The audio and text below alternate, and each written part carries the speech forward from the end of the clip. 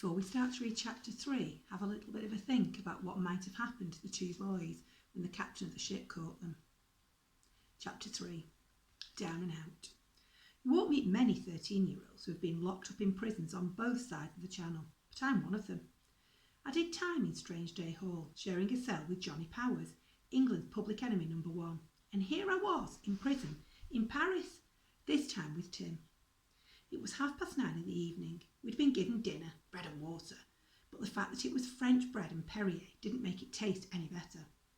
Miraculously, neither Tim nor I had been hurt jumping from the bridge. The captain had locked us both up in the kitchen on board the ship, and by the time we docked, the police were already waiting. I suppose he must have radioed on ahead. He hadn't tried to argue as we were thrown into the back of a van and driven at high speed through the streets of Paris. Nobody spoke English, and even if they had, they wouldn't have believed us. I assumed they'd call the British Council or something. I would leave the explanations until then. Neither of us had said anything for a while, but at last Tim broke the silence. That's the last time I buy a Bestlayer yoghurt, he muttered. It wasn't their fault, Tim, I said, although I knew how he felt. We hadn't even been in Paris one day, and we'd witnessed one murder, been chased by 2 killers, and were now locked up ourselves. It was probably just as well that we weren't planning to stay a whole week. I just wish I knew what it was all about, I added. They tried to kill us, Nick, Tim explained. They nearly did kill us. I noticed, Tim, but why? Tim thought for a moment. Perhaps they don't like foreigners, he suggested. No, they were looking for something they thought we had, I said. I knew it had to be tied in with Marc Chabrol, the steward we'd met at the Gare du Nord, and the sachet of sugar he'd given us. But what could be so important about a packet of sugar? It was still in my back pocket. I reached in and took it out. This is what they were after, I said. Sugar?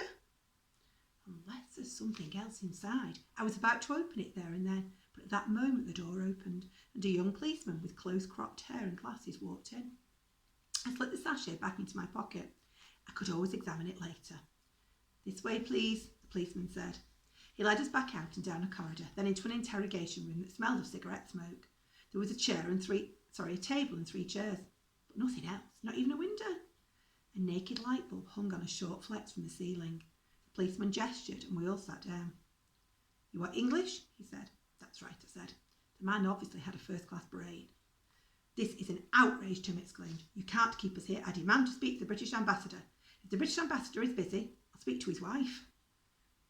The policeman leaned forward. First of all, monsieur, I can keep you here as long as I wish, he said. And secondly, I doubt very much that the British ambassador would be interested in you or his wife. Why wouldn't he be interested in his wife? Tim asked. The policeman ignored him. You and your small brother have caused great damage to one of our boats, he went on. It is most fortunate that nobody was injured. I wish to know why the 2 of you jumped off the bridge. You were trying to commit suicide, perhaps? Or could it have been a joke? It was no joke, I said. There were 2 men trying to kill us. The policeman looked at me in disbelief. It's true, I went on. They said their names were Bastille and Lavanche. They had a knife. Tell me your names, the policeman commanded. He took out a notebook and prepared to write. I'm Tim Diamond, Tim said. You may have heard of me. No, monsieur. Well, I'm a well-known detective back in London. Tim pointed at the notebook. That's the capital of England, he added helpfully. The policeman paused and took a deep breath. He was getting older by the minute. I am aware of that, he said. May I ask what is your business here in Paris? Of course you can ask, Tim said. The policeman groaned. What is your business? He demanded. We're on holiday, I told him. We only arrived today. We're staying at Le Chagrin in the Latin Quarter. The policeman looked at me strangely, as if he was seeing me properly for the first time. Le Chagrin, he repeated. He closed the notebook. Could you please wait here for a minute? He stood up and left the room. In fact, it was 10 minutes before he returned. The moment he walked in, I noticed there was something different about him. He was brisk, emotionless, and when he spoke, he did his best not to meet our eyes. I have spoken with my superior officer, he said, and he says you are now free to go. How can we be free to go when we're locked up in here? Tim asked. No, monsieur, he says, that you may leave. They're unlocking the door and letting us out, I explained. As far as we are concerned, this incident is closed. The policeman did the same to his notebook. What about Bastille and Lavanche? I asked. We have no record of these men. It is our view that they do not exist. What? You jump off the bridge for a joke, or maybe as a game, and you make up the story of the killers to explain your actions. That is the view of my superintendent. Well, he can't be a super as all that, I growled. But there was no point arguing. For whatever their reason, the French police had decided to let us go. As far as I was concerned, I just wanted to get out of jail, and out of Paris too. For that matter, I'd only been there a day, but so far our visit had been less fun than a French lesson, and twice as dangerous. Let's go, Tim, I said, and we went. It was almost 11 o'clock by the time we got back to the Latin Quarter, but the night wasn't over yet.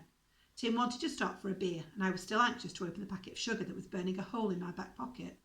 We looked for a cafe and quite by coincidence found ourselves outside an old-fashioned, artistic sort of place whose name I knew. It was La Palette, the very same cafe where the train steward Marc Chabrol had asked us to meet. He wasn't there, of course. Right now, if Chabrol was sipping coffee, it was with 2 wings and a halo. But there was someone there that we recognised. He was sitting out in front smoking a cigar, gazing into the night sky. There was no way I'd forget the hat. It was Jed Mattis, the businessman we'd met on the train. Tim saw him. It's Ned, he said. You mean Jed, I said. Why don't we join it? Forget it.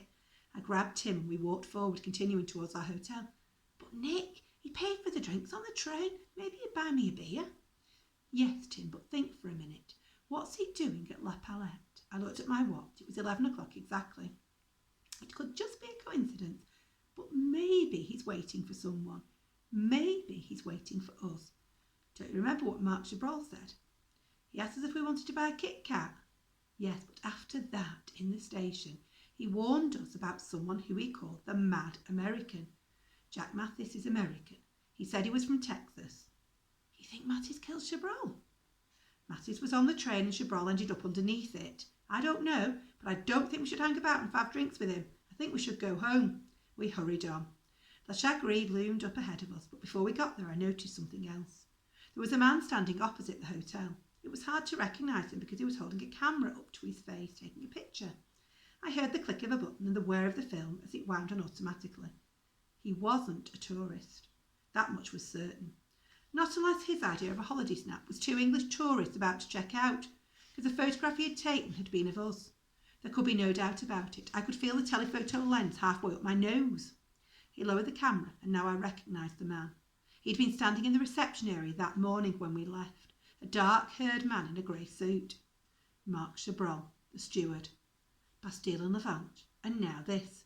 Just what was happening in Paris, and why did it always have to happen to us? A car suddenly drew up, a blue Citroën. The man with the camera got in, and a moment later they were roaring past us. I just caught a glimpse of the driver, smoking a cigarette with one hand, steering with the other. Then they were gone. Tim had already walked into the hotel. Feeling increasingly uneasy, I followed him in. We took the key from the squinting receptionist and took the stairs back to the top of the hotel.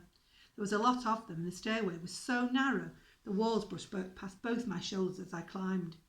Finally, we got up to the last floor. Tim stopped for breath. Then he unlocked our door.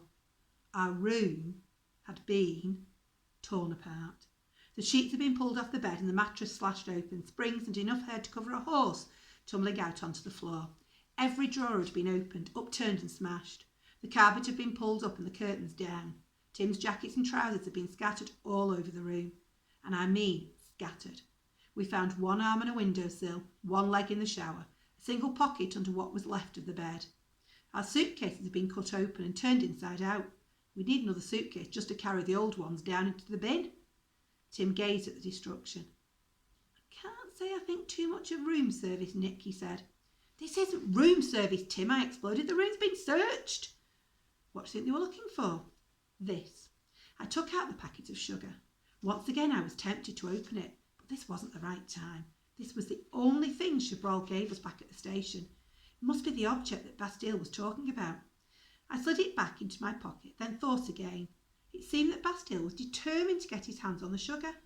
I wouldn't be safe carrying it. It was better to leave it in the hotel room. After all, they'd already searched the place once. It was unlikely they'd think of coming back. I looked around, then slid the sugar into the toilet roll in the bathroom, inside the cardboard tube. Nobody would notice it there, and the police could pick it up later, because that was the next step.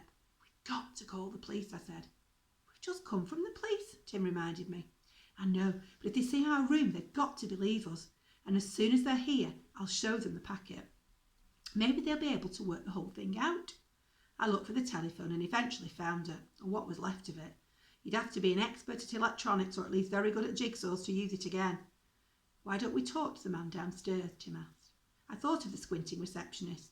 Only that morning he'd been talking to the man in the grey suit, the one who'd just taken our photograph. I don't trust him, I said.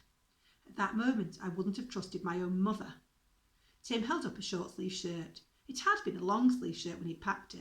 He looked as if he was going to burst into tears. At least he could use the rest of the shirt as a handkerchief if he did. Let's go downstairs, Tim, I said. We can call the police from the lobby. I'd noticed a phone booth. What's the French for 999? Tim asked. 17, I replied. I'd seen it written next to the phone. But the phone in the hotel was out of order. There was a sign on the window. I translated it for Tim and he went over to the receptionist. We want to call the police, he said. Please? The receptionist narrowed his eye. I think he would have liked to have narrowed both his eyes, but the one on the left wasn't working. No, Tim explained. Police. He saluted and bent his knees, doing an imitation of a policeman. The receptionist stared at him as if he'd gone mad. Les flics, I said. Ah, the receptionist nodded. Then he leant forward and pointed. You go out the door, you turn left, then you take the first turning left again, he growled. He actually spoke pretty good English, even if the words had trouble getting past his throat. There's a police station just at the next corner. We left the hotel, turned left and then immediately left again. We found ourselves in a narrow alleyway that twisted its way through the shadows before coming to a brick wall. This is wrong, I said. You don't want to go to the police anymore? Tim asked. No, Tim. I still want to go to the police, but this is the wrong way. It's a dead end. Maybe we have to climb over the wall. I don't think so. I was getting worried.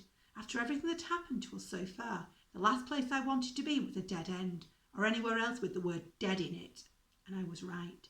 There was a sudden squeal as a van appeared racing towards us. The squeal, incidentally, came from Tim. The van was reversing. For a moment I thought he was going to crush us, but it stopped, just centimetres away. The back doors flew open. 2 men got out. Everything was happening too quickly. I couldn't even tell who the men were, or if I'd seen them before. I saw one of them lash out, and then Tim spun round, crumpling to the ground. Then it was my turn. Something hard hit me on the back of the head. My leg buckled. I fell forward, and one of the men must have caught me, as I felt myself being half pushed, half carried into the back of the van. Tim was next to me. Some holiday, he said. Then either they hit me again, or they hit him, or maybe they hit both of us. Either way, I was out cold.